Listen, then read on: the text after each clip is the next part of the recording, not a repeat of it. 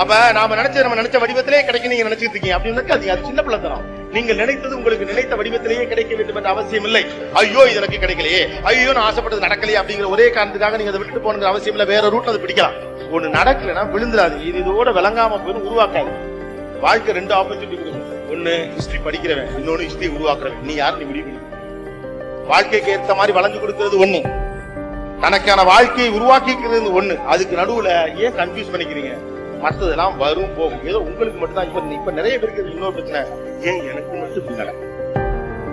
பூரா பேரும் தனித்தனியா யோசிக்கிறாங்க. எனக்கு மட்டும் இப்படி நடக்கும், எனக்கு மட்டும் இப்படி நடக்கும், உங்களுக்கு மட்டும் இப்படி நடக்கல. கஷ்டம்லாம் சின்ன வயசுல வரையில தாங்கிக்கங்க, பெரிய வயசுல வர தாங்குறது சிரமம். இப்ப வந்தா தான் என்ஜாய் பண்ணவே முடியும். அது ஈஸியா சொல்லிட்டு போயிடும் ஃப்ரெண்டு. 40 வயசுல 50 வயசுல சிரமமா இருக்கும். மச்சான் விடுமாச்சான் அப்படின்னு ஒற்றை வார்த்தையில் ஒரு நட்பு உங்களை உற்சாகம்.